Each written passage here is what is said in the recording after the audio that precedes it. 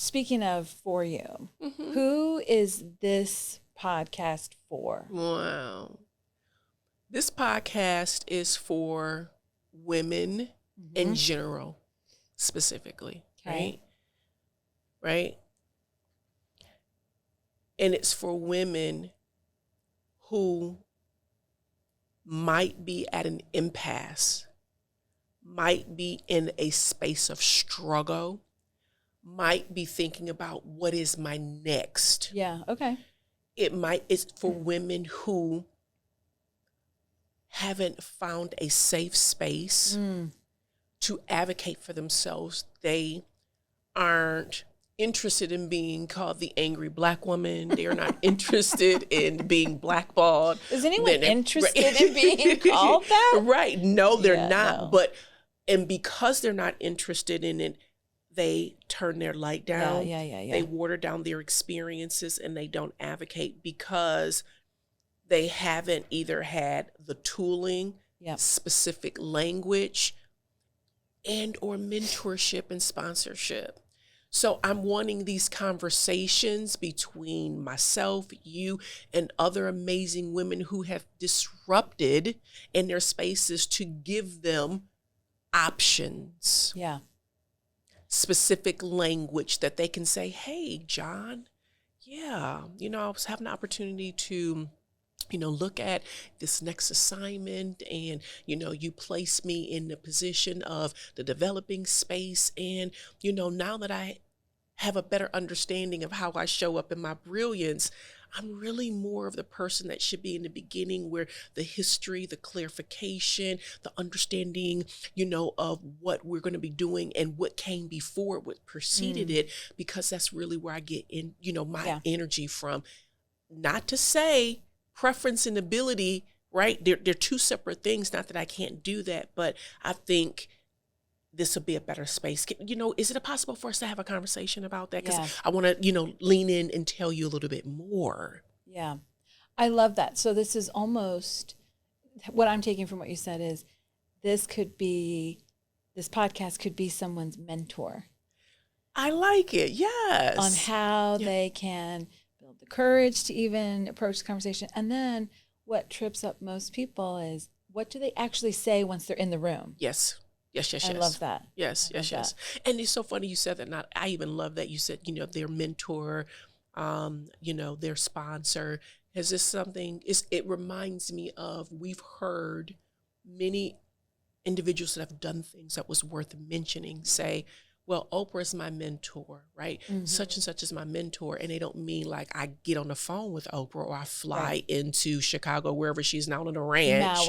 Maui, right? They mean that I use her life, her words, her books. So yes, this is an individual's, space for them to come in and lay their burdens down to be mentored, right, into the next and get what they need. I think Oprah mentored all of us when she said, just as you are enough. Listen, you are enough. Tens of thousands of women, thankfully, have taken that forward. Yes. Okay, so that's who this is for. Is there anyone this isn't for? Wow. That's an amazing question. You know what? Let me think about it. That's good. That's real good. I would say yes. Okay. There is. I knew it. This experience, because these are experiences, right? They are fluid, they live, they're breathing documents. This experience is not for the individual, the woman who's coming to look and to pick it apart and say, well, they didn't say this, or that's not my experience. We know that we're not talking to every woman. We're talking to a particular woman. We're talking to a woman who has an affinity for other women. So if she wants to be the only one that's dope with red bottoms, bundles, and bags, boo-boo kitty, this is not for you. This is for women who want to stand in the gap, clap for one another, and really hold space for one another, and do it with love and compassion. Now, let me say this. we will hold you up and we're going to hold that ass accountable, but we're also going to hold you up with love. This is not a space where we're coming to shame, to blame, to point finger. We're not going to shoulda, woulda, coulda, because we don't get what we should have, could have, and would have. We only get what we must do. And we must do the work on thyself. Temetnos says, thyself thou must know. Socrates, I wish it was mine, but it isn't. And this is what that is. Yeah. It is. And in doing the work on thyself, you get to do it with some other badass chicks. Yeah. Right? Yeah. How dope is that? I think that my hope is that part of what this podcast also does for women is helps them see who in their own circles is really in their circle. Yes, that. Really. That. Like, I want them to come to this and hear this and go, oh, I love that. Oh, that it resonates with me. And then go back to their own circle and go, this feels off. But not with all of them, just with you. And then have this one-on-one conversation that we talked about. Now there's the disruption. Exactly. So remember, even, as we were, again, talking, that is an amazing hope. And I hope so as well, because when we're in need, when we need safe, brave spaces to lay these burdens down, when we need to be able to come in and say, you know what, this happened, and I'm not certain if I'm tripping, because I'll be quick. I'm like, okay, Cecily, was it me? Because I will. And we often do that. Yeah. But when we find out that it isn't us, then what? No, I'm going to when we finally believe that it wasn't us. So you believe that we've always known it, we just haven't accepted it? Is that what you're saying? I do. I think that what happens for a lot of women is they ask the question of, is it me? And her circle says, no, girl, it is not you. It is that is that person. I think for a lot of, I'll speak for myself. Okay. For me, it takes me a while to believe that. It takes me a while to go, I don't know. I think maybe it was me. I just shouldn't have said that out loud. I shouldn't have said it in that space. It was my fault. I think I have been socialized to bear responsibility for other people's uncomfortable feelings. Wow.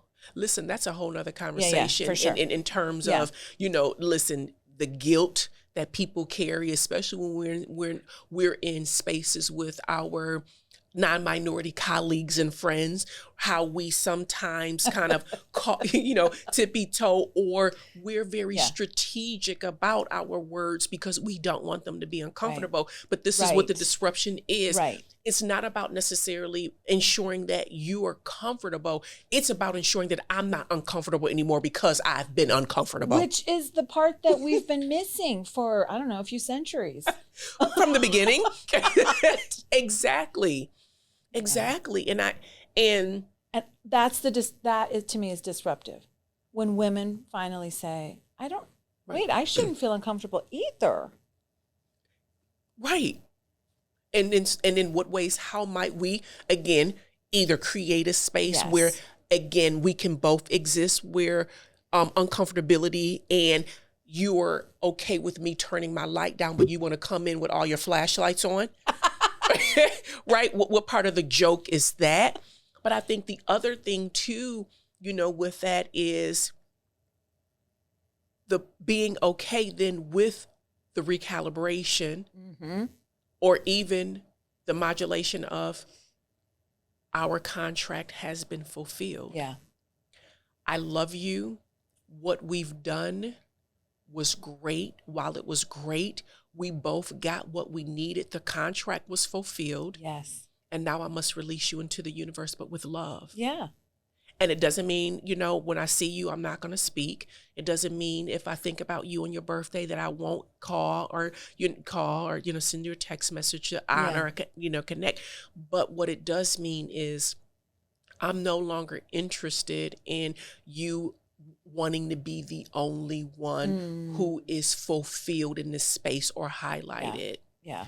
And that brings me to, and I love that. And thank you for that assist, in my basketball language. For you sports fanatics, everybody, I love basketball. I know the language, but I would never claim right. to. I've made the layup. Right. Hey, right. You know, again, with the right hand and the right foot. I remember doing exactly what you were just talking about. Maybe it was me. Maybe I shouldn't have said what I said. Maybe I shouldn't have came in with my authentic self. Yeah. Maybe I shouldn't have been in expectation that I would be seen, even though the premise was this is a space for all women to be highlighted, literally. And then you walk or sashay in and then in your red bottoms. And your red bottoms, right? Bags and big hair, don't care. Yeah. And them bitches look at you like, who are you?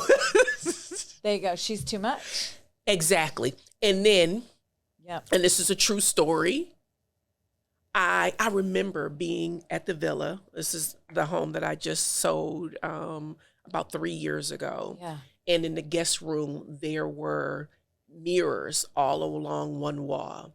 And I remember standing in front of this mirror, and I remember playing this scenario in my head and saying, what is it about me that these women find challenge or issue with? Or is it me? Right. Or is it me? And I was a part of this, again, situation where people are supposed to be highlighted.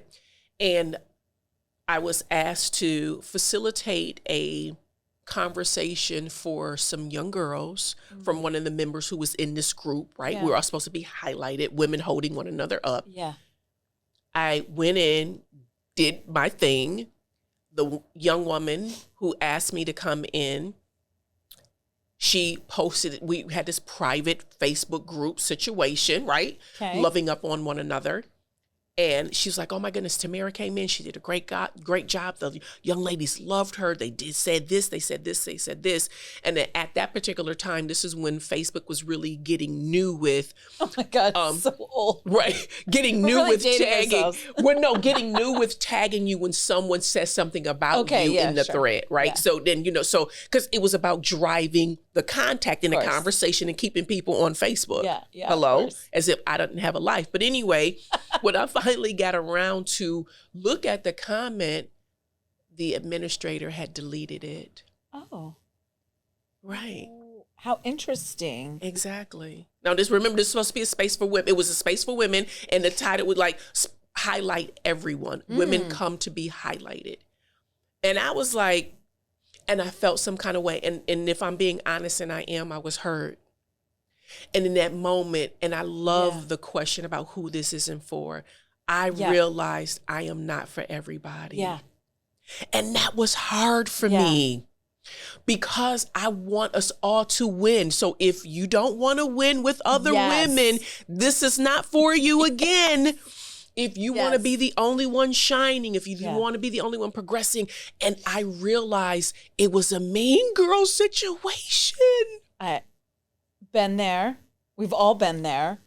Yeah. It was a mean girl situation. Yeah. And I had to get my reps up. I had to get my strength up, and I had to get my courage up. And I had to say, Tamara, just because you love on women, you have an affinity for women. Right. Some women say they do, but they really don't mean it. No. And you have to resolve that for you.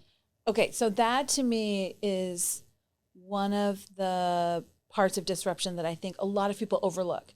I think they think disruption is all about like sashaying into the room as you with saying bold things and knocking shit on the floor. I was going to say flipping tables. You know where I was going. Yes. But I think, and I want you to speak to this. Sure. A big part of disruption has nothing to do with anybody outside of yourself. The work always is with self. Yep. Tametno says, and absolutely, in order for us to be disruptors, In order for us to be in alignment with what the universe has created us to do, we have to disrupt the socialization. We have to disrupt all of the negative narration, all of those conversations that we're allowing to come to the forefront. Imposter syndrome, self-imposed limitations, all of I am not good enough, all of those things that really play so much on our psyche that we look up, we just spent an hour. It's kind of like almost being on social media. Yeah. You know, they spent an hour on all of the shouldas, wouldas, and couldas. And well, why did Cecily say that? And does she not like me? And I thought she would.